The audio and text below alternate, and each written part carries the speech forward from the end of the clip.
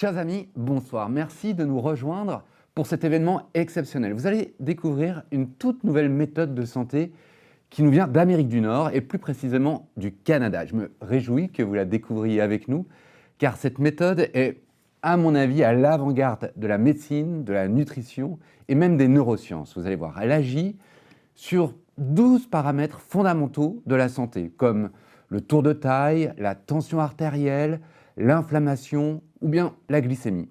Mais au-delà de ces indicateurs, cette méthode permet surtout d'atteindre la pleine santé sur le long terme. Comment ? Eh bien, parce qu'elle optimise votre santé métabolique.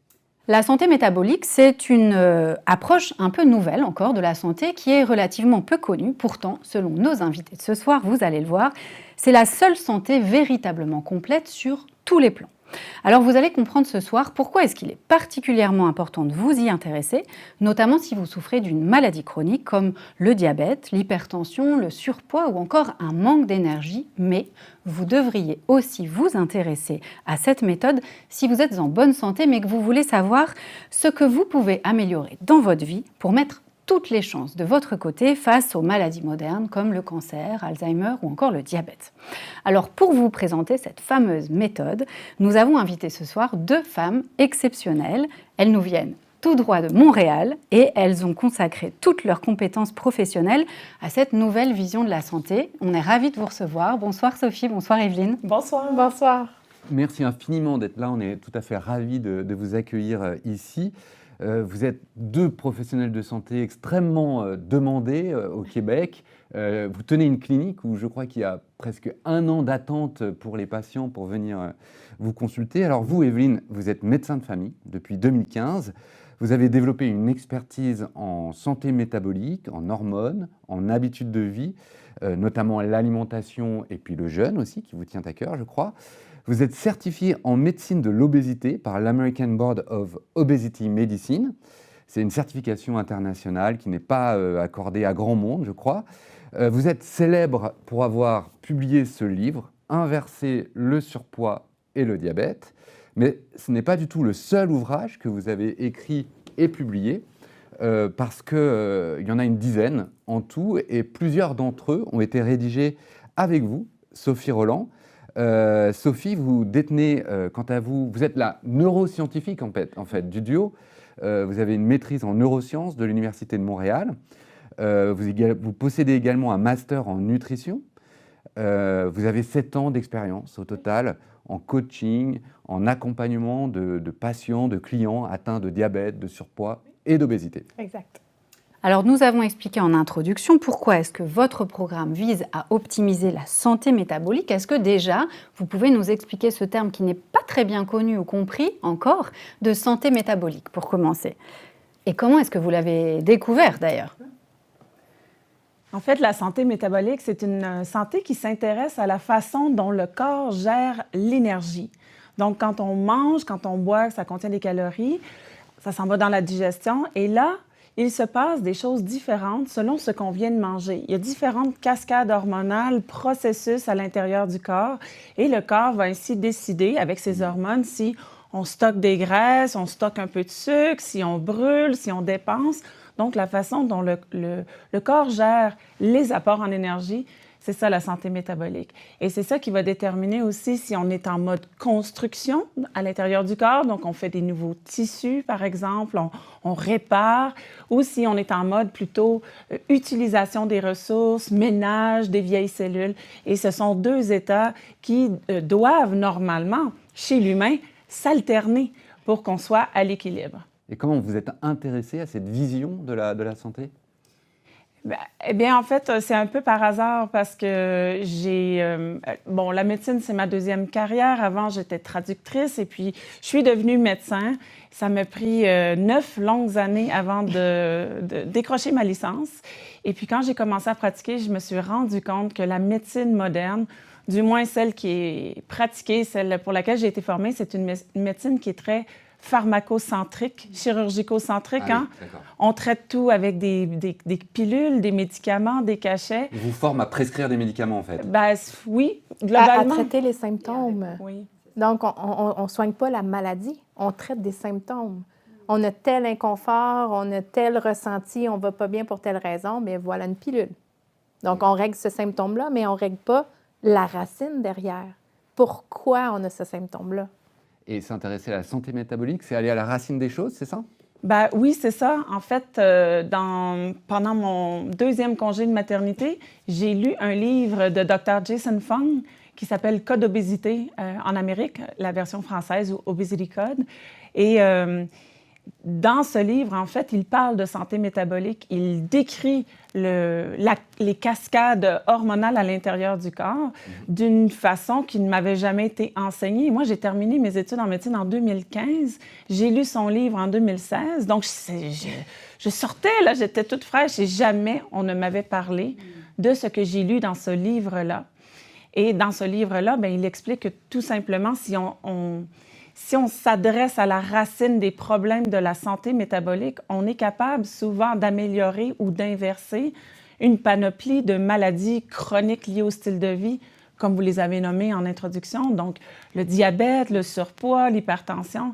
Et ça, c'était une notion nouvelle pour moi parce que dans le cursus médical, on ne parle pas d'inverser les maladies. On parle que, on nous apprend que les maladies chroniques, c'est ça, il n'y a rien à faire, c'est une fatalité.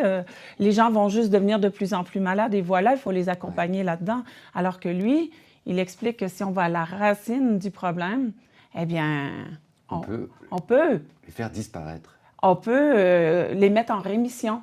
Ah oui, d'accord. Voilà.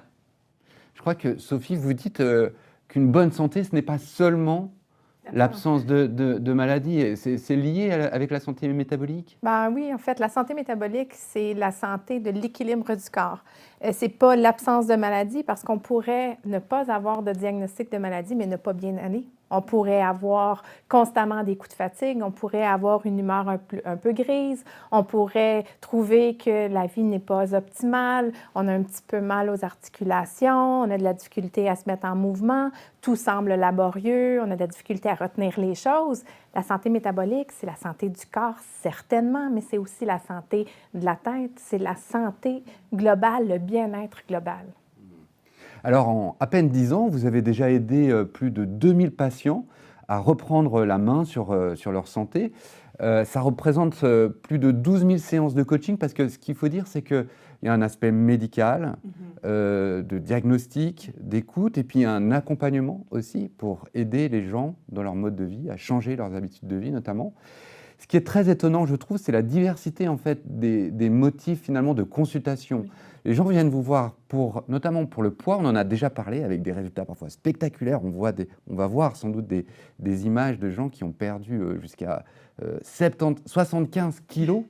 Mais votre méthode peut aussi rétablir un bon bilan de cholestérol, agir sur la maladie du foie gras, ce qu'on appelle aussi... la stéatose hépatique. Exactement.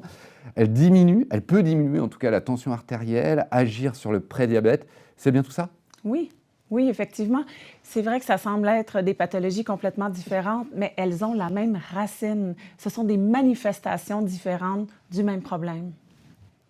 Je crois que vous avez même réussi à agir sur des plans un peu plus étonnants, comme la fertilité, avec notamment les ovaires polykystiques. Il y a eu encore des champs encore plus vastes que vous avez pu débroussailler, j'allais dire, avec cette méthode, c'est ça? Oui, effectivement. En fait, quand j'ai lancé ma clinique, je suis allée me faire former avec Jason Fung. Il m'a montré sa médecine et je l'ai appliquée. Mais au départ, je pensais que j'allais juste aider des personnes qui avaient le diabète de type 2. Oui, ce qui est vraiment le premier axe avec lequel Jason Fung, qui, je le précise, est, je pense, le plus grand chercheur à ce jour en France sur l'obésité et le diabète de type 2 et qui vous a formé en direct. Il faut le préciser.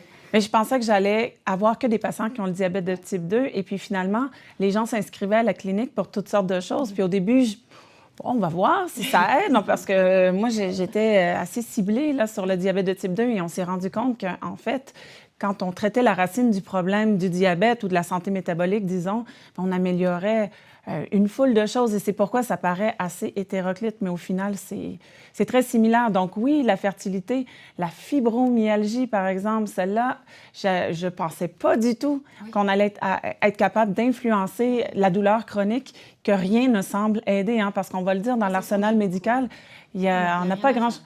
Il n'y a pas grand-chose à offrir. Hein. On leur dit, c'est ça.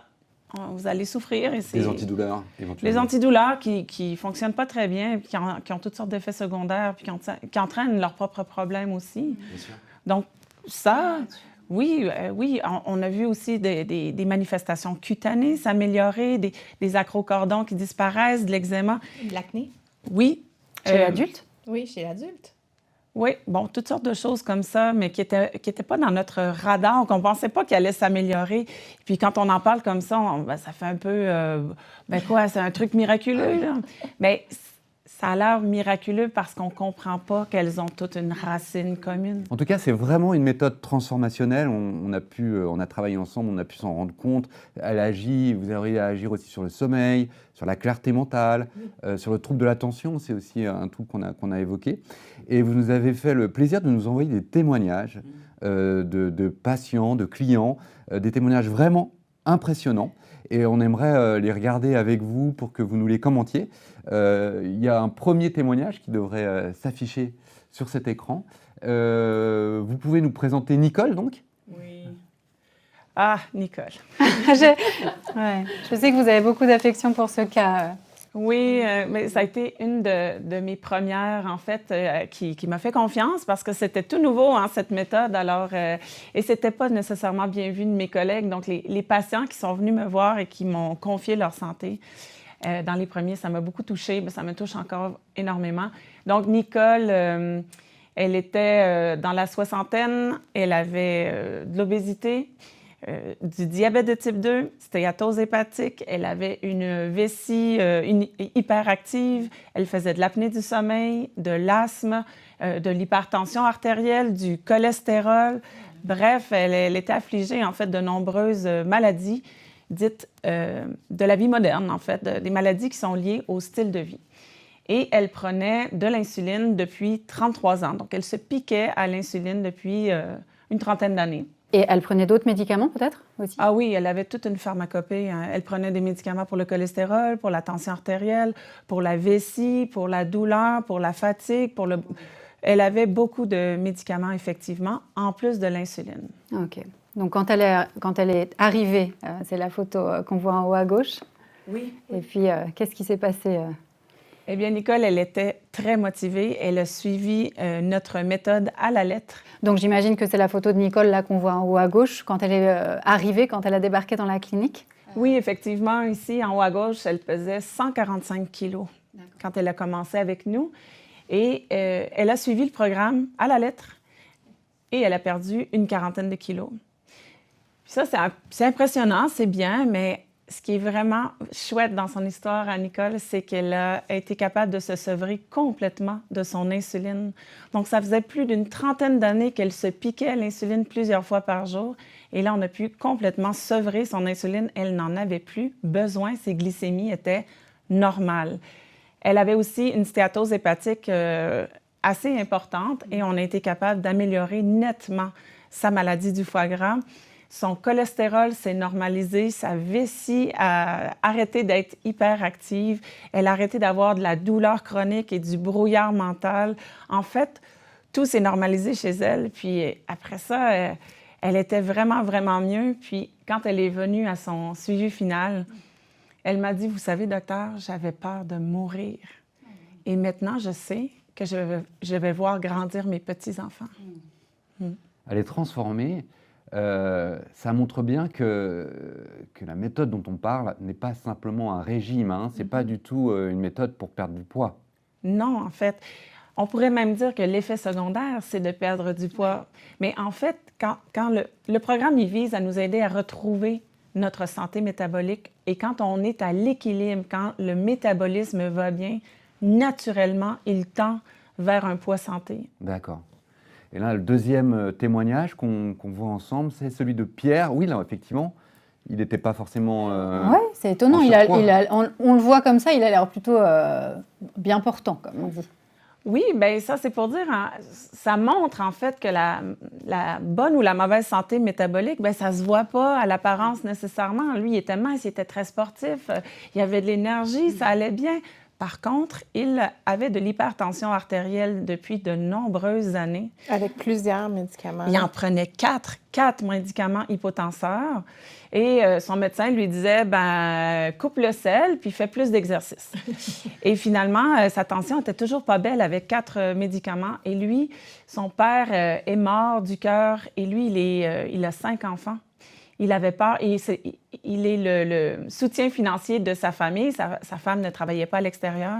Donc, il disait qu'il vivait chaque jour, tous les jours, avec une épée de Damoclès au-dessus de la tête. Il avait peur de mourir et de laisser sa famille dans le besoin.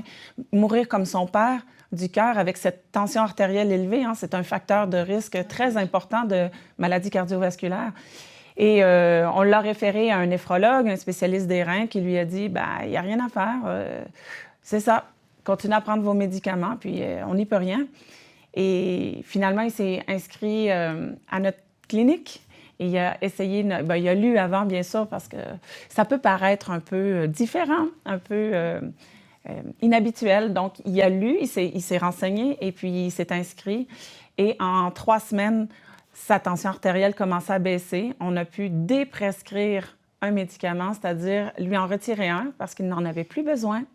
Et ça, c'est quelque chose quand même d'assez exceptionnel parce qu'en médecine, on nous enseigne très bien à prescrire. Mais pas à déprescrire. Jamais. En fait, j'avais pas appris comment déprescrire, dans quel ordre, comment on fait ça. Il a fallu que je l'apprenne. Dr. Jason Fung m'a enseigné un peu, mais c'est avec la pratique, parce que c'est pas du tout intuitif. Déprescrire, on n'apprend pas ça. Dans la médecine moderne, on ne déprescrit pas des médicaments, on en rajoute. On apprend à les combiner ensemble, puis en rajouter pour les effets secondaires des uns des autres. Et donc, lui, après 3 mois de mémoire, il n'y avait plus du tout aucun médicament et sa pression était parfaite. Nickel. Oui, 120/80. Il n'avait jamais eu une telle pression de son âge adulte. Extra. Et il l'a gardé. Et il l'a gardé, bien sûr, parce qu'il a compris que cette méthode était son traitement, son véritable traitement. S'il voulait s'attaquer à la racine du problème, s'il voulait s'en débarrasser, rester en rémission, si on veut, pour toujours, il fallait qu'il maintienne cette façon de faire les choses qui convenait à son métabolisme. Ouais. Il n'y a pas d'effet yo-yo, il n'y a pas un coup incroyable au début quand on commence la méthode et ensuite, non, on garde cet effet positif tant qu'on continue de pratiquer la méthode. C'est ça. En autant de poursuivre la méthode. Ouais. C'est vraiment de comprendre que c'est pas une restriction, c'est pas quelque chose qu'on fait en mode temporaire. C'est qu'on comprend, il y a un moment donné dans le processus où quand on commence à se sentir vraiment bien, dans notre cerveau, il y a un changement, il y a une bascule qui se fait pour se dire, OK, là, je viens de trouver ce qui me convient. Ce qui me convient à moi. Et là, on ne se sent pas au régime, on ne se sent pas à la diète, on se sent pas contraint. On fait le choix ça ne nous est pas imposé. On comprend que c'est pour notre bien-être à nous. Et quand la vie va vite et que parfois on oublie d'où nous sommes partis et la vie entre et là, on déroge un petit peu, tous les symptômes, tous les malaises reviennent pour nous rappeler à l'ordre. Et là, on se dit, ah oui, là, je me souviens. Et ça permet de changer de façon durable nos habitudes de vie. Ouais, c'est très fort. Et ce que je trouve très fort, c'est qu'on vient de voir là donc vos premiers patients, mais est-ce qu'on peut dire que vos premières patientes, ça a été vous-même? Oui. Est-ce que vous avez envie de nous raconter un peu quelle a été votre histoire, votre histoire personnelle? Ah oui. Moi, j'étais une obèse de carrière. Très, très, très tôt, à l'âge de 18 ans, je suivais des régimes. Oui, j'ai tout essayé. Puis, comme tout le monde, de couper les calories, ça fait un temps et à un moment donné, le corps crie au secours. Le corps humain n'est pas fait pour être en état de famine. Donc, il y a plusieurs mécanismes de mise à niveau qui s'enclenchent. Et à un moment donné, les hormones sont tellement trop fortes qu'on fait juste abandonner, c'est trop difficile. Alors, le poids fait le yo-yo. Je dis souvent à la blague que j'ai perdu 500 kilos et que j'en ai repris 600. Donc, oui, on en perd beaucoup, mais on en reprend aussi toujours un peu plus. Et moi aussi, c'est une deuxième carrière, la santé.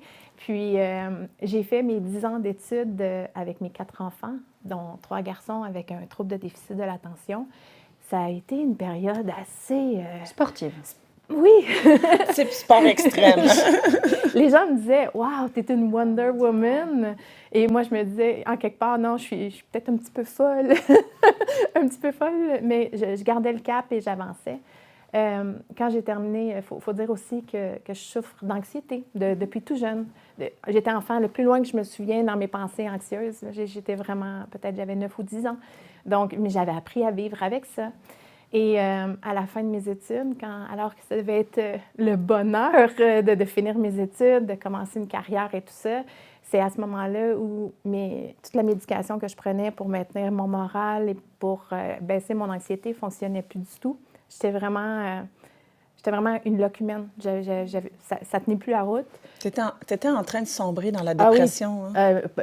Malgré la médication. Malgré les antidépresseurs. Et je ne comprenais pas. En fait, je ne comprenais pas ce qui m'arrivait parce que je me disais, voyons, là, tout est terminé, là, les nuits d'études, la gestion des enfants avec tout ça, la famille. Le plus dur est passé, ça devrait aller bien, quoi. Mais non, je ne remontais pas. Puis c'est quelqu'un que j'aime beaucoup qui m'a proposé de changer mon alimentation. Puis il m'a dit, tu pars quoi essayer? C'est juste l'alimentation. Là, je me suis dit, ah, OK. La neuroscientifique en moi s'est dit, mais on va aller voir ce que la science en dit. Je me suis mis à fouiller dans les moteurs de recherche, puis je cherchais tout ce qui touchait le mood disorder, donc l'anxiété, tout ça, avec les changements d'alimentation précis que je m'amorçais à faire. Et là, je trouvais pas des grosses études, mais des rapports de cas qui disaient que c'était positif. Alors, je me suis dit, pourquoi pas? Pourquoi pas essayer? C'est juste l'alimentation, en fait. Hein? C'est la base de tout, l'alimentation. Et c'est ce changement-là que j'ai amorcé en 2018. Et très, très rapidement, mon humeur s'est stabilisée.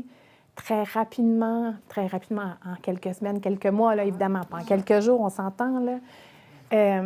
Mais tout s'est stabilisé. J'avais le goût de mettre de la musique, j'avais le goût de danser un peu, je me sentais plus légère, j'avais plus de patience avec les enfants. Je me transformais. Et dans ma tête, ça s'est vraiment... En quelques semaines, j'ai vraiment compris que je ne reviendrai jamais en arrière. Je l'avais trouvé, ma recette. Puis, bien sûr que j'ai perdu du poids. J'ai perdu 42 kilos, là, que je maintiens depuis 2018. Mais je ne suis pas skinny, là. J'ai un poids santé. J'ai une composition corporelle santé. C'est pas difficile parce que j'ai trouvé ma recette à moi. Mais ce qui m'a motivée à la base, c'était pas la perte de poids. C'est arrivé avec, exactement. Être heureuse. En fait. Et je ne fais plus d'anxiété. Pour moi, ça a été la vraie victoire. Cadeau de la vie, exactement. Puis ça a été tellement un cadeau de la vie que mon mari et moi, on s'est dit, si c'est bon pour nous, c'est bon pour eux, en parlant de nos enfants. Puis on est devenu une famille où on faisait attention à notre alimentation et ça a changé la vie de nos familles, là. Vraiment. Ouais, c'est fort ce que vous dites, Sophie. Et pour vous, Evelyne, il y a eu un parcours pareil qui a été aussi... En fait, je trouve ça tellement plus fort quand on parle d'une méthode en disant j'ai essayé, je suis passée par là, non seulement j'ai vu chez les gens, mais j'ai vu chez moi.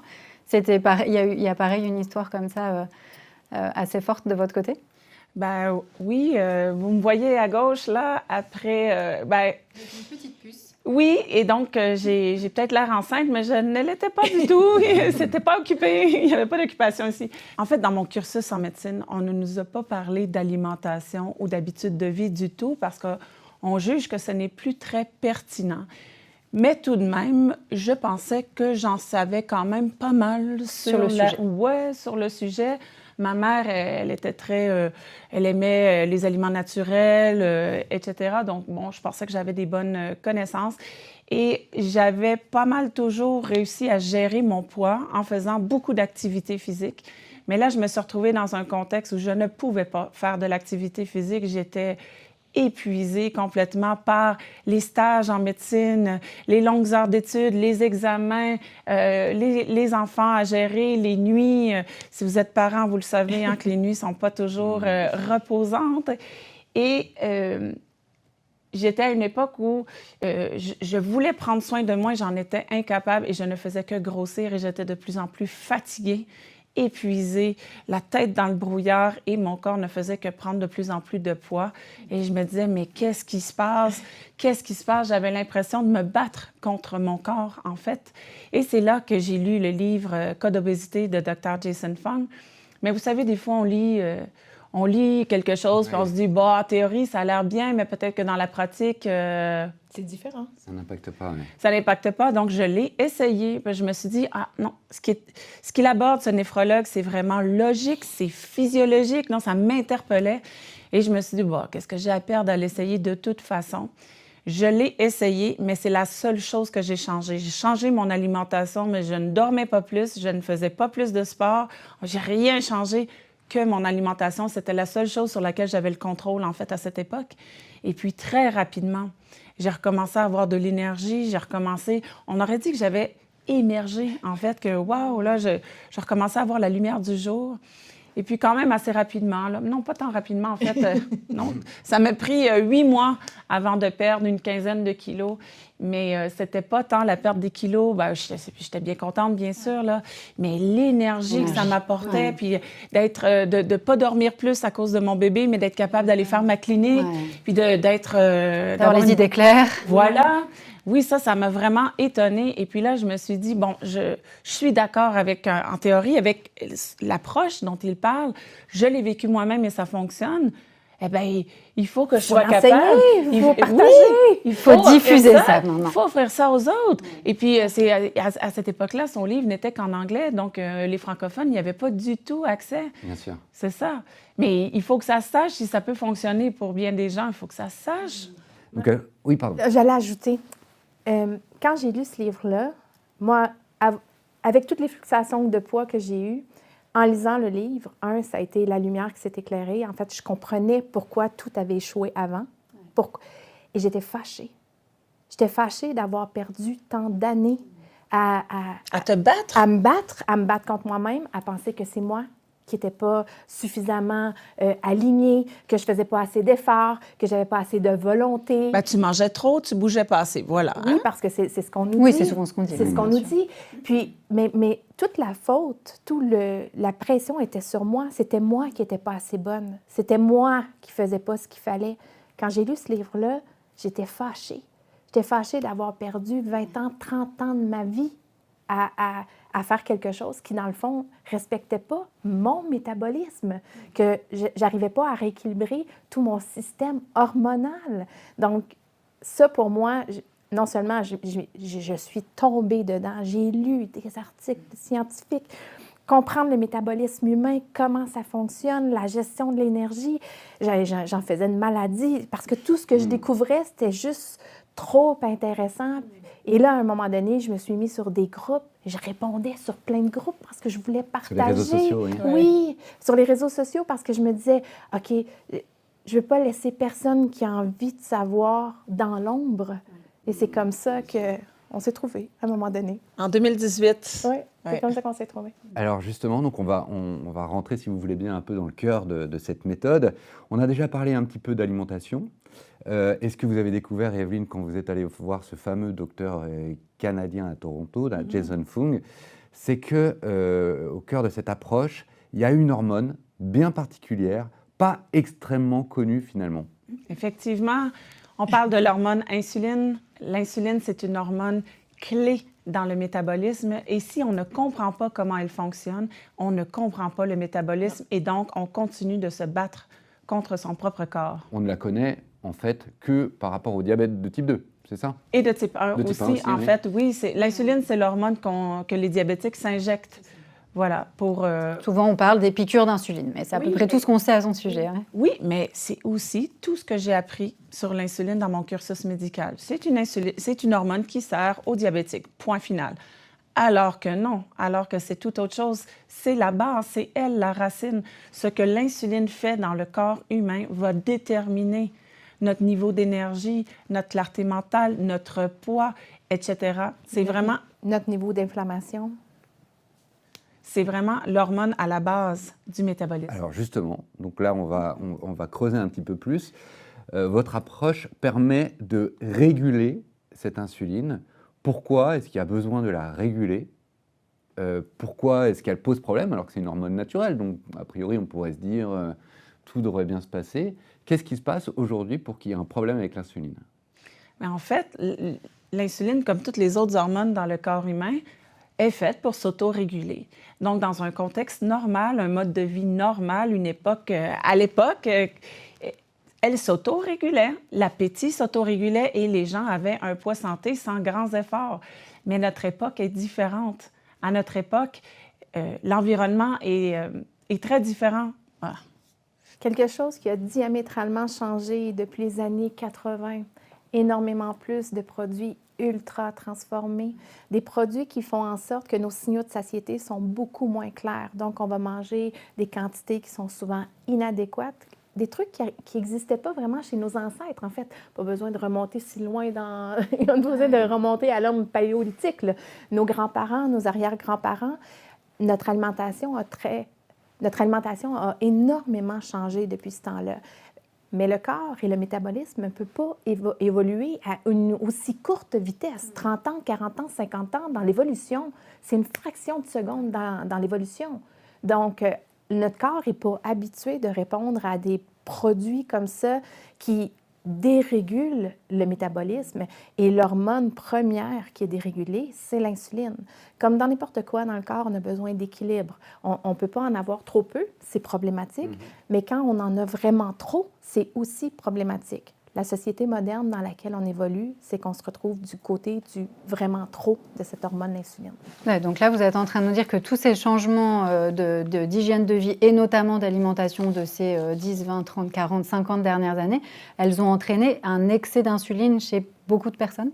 Oui, effectivement, même je dirais de plus en plus chez la majorité des gens, du moins en Amérique du Nord. Et effectivement, il n'y a pas juste... On y vient aussi en Europe. Oui, bien... Ça finit par traverser l'Atlantique. Oui, oui. Mais il y a les autres habitudes de vie aussi, le sommeil, le stress, la masse musculaire, la densité osseuse. Bon, il y a plein d'autres comportements aussi, d'habitudes de vie qui ont un impact sur l'insuline? Oui. Voilà. Et sur notre gestion de cette hormone? Oui. Donc, si on met toutes ces habitudes-là qui ont quand même beaucoup changé dans les dernières décennies, mais ça fait que l'insuline n'est plus capable, souvent, de s'auto-réguler par elle-même comme elle devrait pouvoir le faire.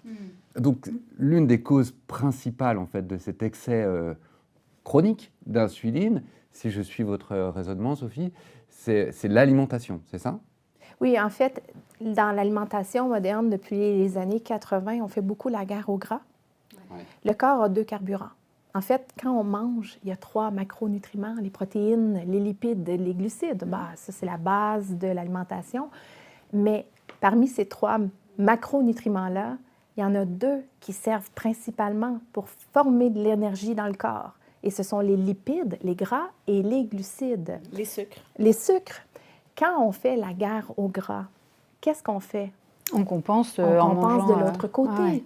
Alors, nos ancêtres ne faisaient pas la guerre au gras. Ils mangeaient de façon équilibrée. Ils mangeaient ce que la terre leur fournissait. Ils mangeaient ce que l'agriculture à proximité pouvait fournir. Les gens mangeaient vrai, mangeaient frais, mangeaient local et mangeaient de saison.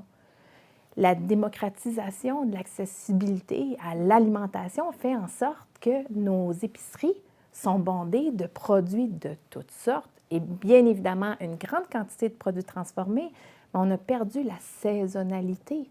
Et en faisant aussi la guerre au gras, on a augmenté de façon naturelle ou par réflexe la quantité de glucides.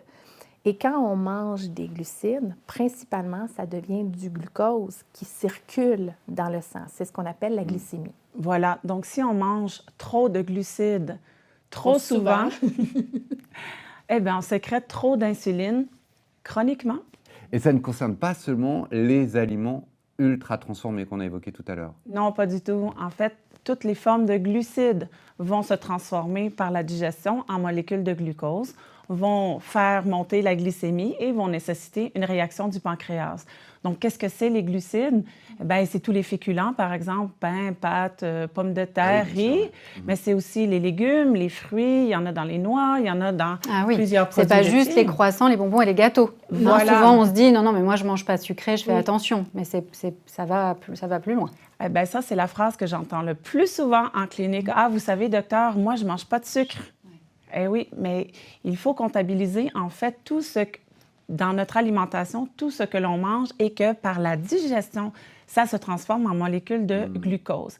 Et là, je ne suis pas en train de dire que les féculents sont mauvais, que les fruits sont mauvais, que les légumes sont mauvais. On est en train de définir qu'est-ce qu'un glucide. Et jadis, quand tout le monde avait un poids santé qui se maintenait tout seul, eh bien, il y avait moins de glucides dans notre alimentation quotidienne. Et pendant une année entière, il y avait des périodes où il y en avait plus, par exemple l'été ou l'automne avec l'abondance des récoltes, et il y en avait moins ou pas du tout pendant l'hiver. Le corps arrivait à s'équilibrer là-dedans. De nos jours, des glucides, il y en a le matin pour le petit-déj, à l'encart, le lunch, l'après-midi, à l'apéro, au dîner. Donc, il y en a beaucoup et il y en a tout le temps à l'année longue. L'être humain n'a pas été fait pour ça. Et alors, ce problème ne concerne pas seulement l'Amérique du Nord, il concerne également l'Europe et la France en particulier. On a préparé une petite présentation, on a travaillé ensemble sur une espèce de journée type, en fait, d'un Français, avec le petit déjeuner, le déjeuner et le dîner. Et on a essayé de calculer, enfin, vous avez calculé en fait le nombre de glucides que ça pouvait représenter sur une journée. On vous laisse commenter ça, peut-être Sophie? Ah, je peux, effectivement. Et là, on voit qu'on n'est pas dans une journée en excès. Hein. Oui, c'est ce que j'allais dire. C'est raisonnable. On a pris une journée type de quelqu'un qui pourrait se dire, parce que moi, c'est pas la fête. On n'est pas à la fête. Là. J'ai l'impression de bien manger quand je mange ça. Tartine le matin semble être un standard assez répandu avec un peu de confiture. On peut même prendre des confitures maison dans lesquelles on réduit la quantité de sucre, mais ça n'en demeure pas moins qu'il y a quand même beaucoup de sucre. Un jus d'orange, du moins en Amérique du Nord, on boit beaucoup de jus d'orange pensant que c'était une bonne source de vitamines. Oui, surtout exactement. si on presse nous-mêmes, on se dit, allez, les maisons, ça va. C'est santé. Oui, c'est ça. Mais combien d'oranges faut-il pour faire un jus d'orange? Plusieurs? Ah, 3, 4.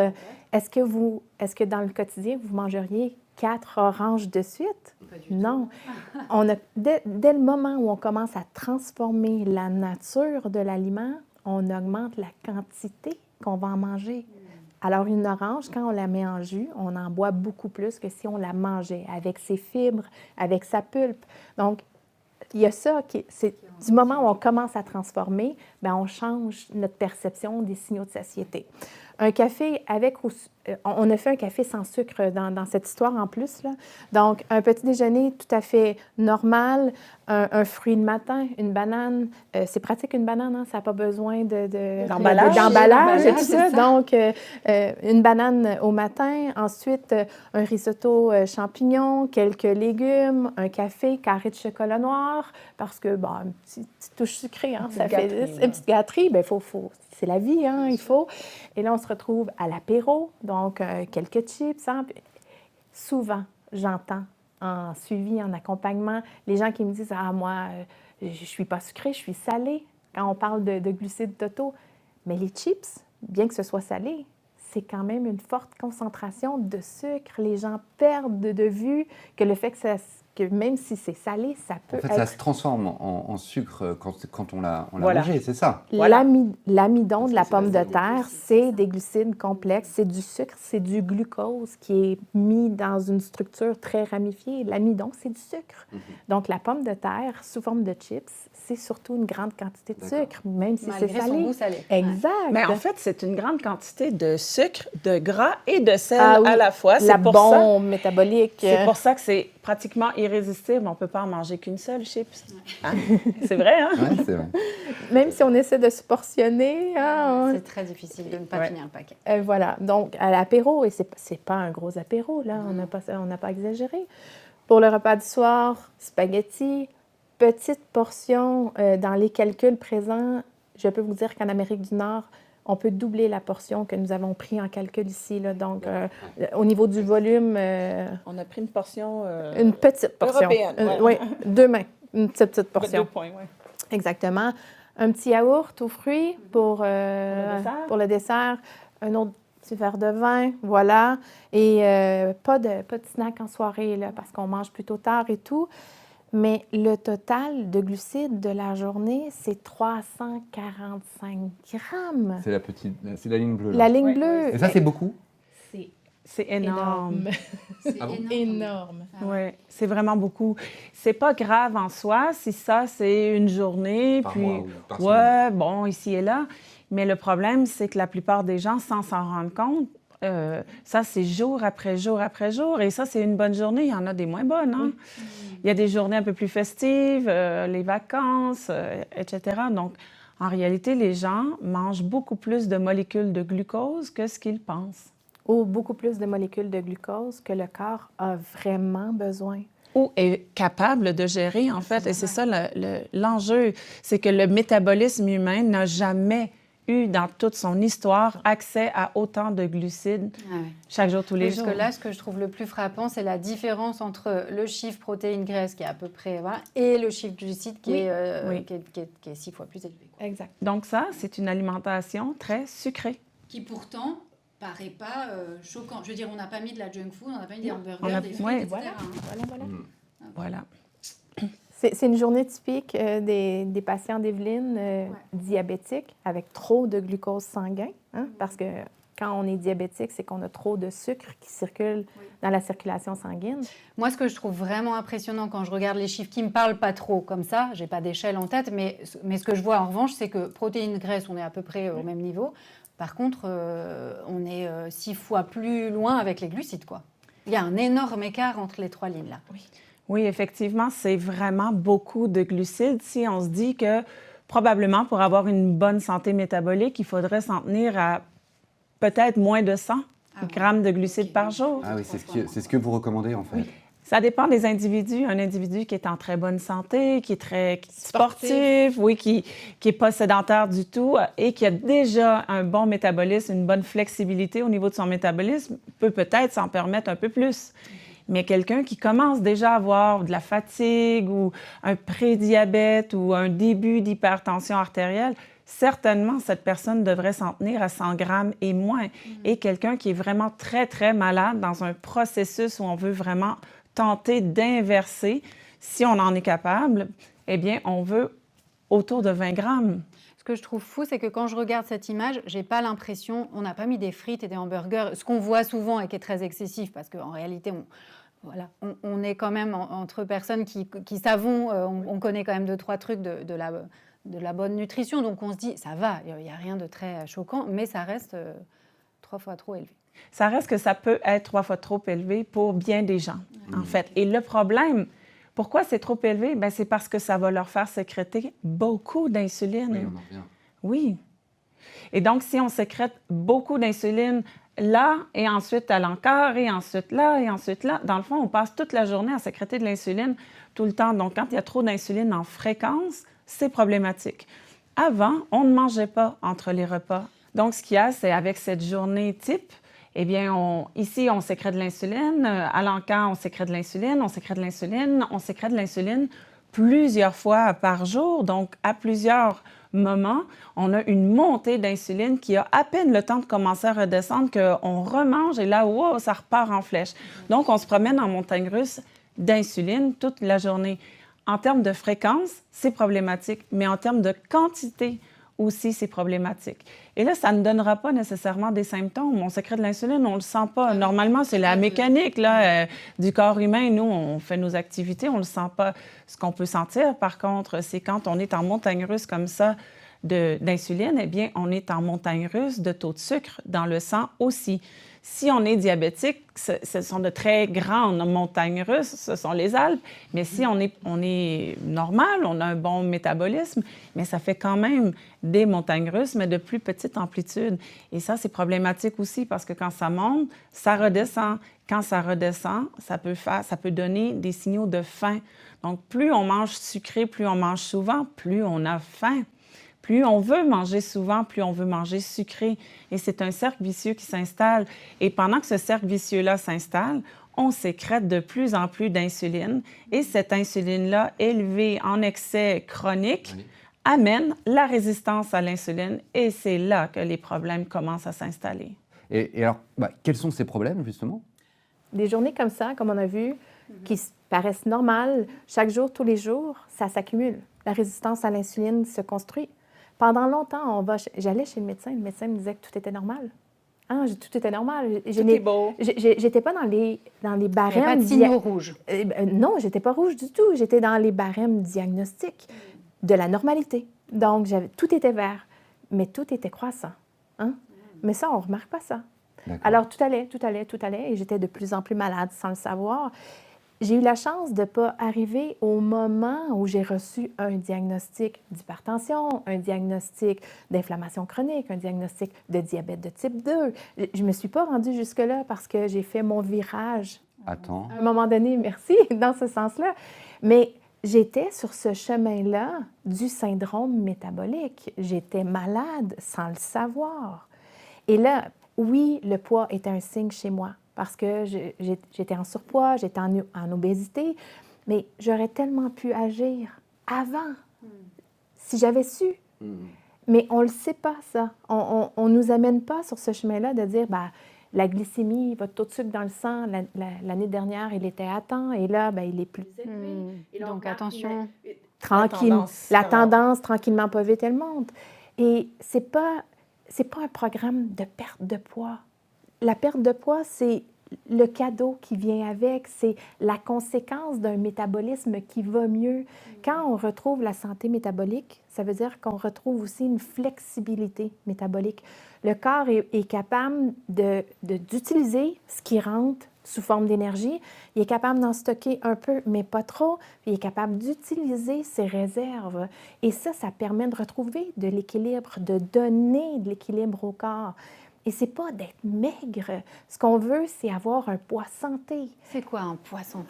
C'est quoi un poids santé? Effectivement, on voit tellement sur Internet des gens qui ont tous la même taille, la même tête, qu'on se dit, il y a un poids idéal à atteindre. On peut être mince et ne pas être en santé. Et on peut être en surpoids et être relativement en santé. C'est la composition du corps, la composition corporelle, ce qu'une balance un pèse-personne ne nous dira pas. Ouais. Quand on grimpe sur la balance et ça dit 45 kilos, 50 kilos, 60 kilos, ça ne nous dit pas la masse musculaire, elle est forte, vous avez des beaux gros muscles, votre cœur bat fort.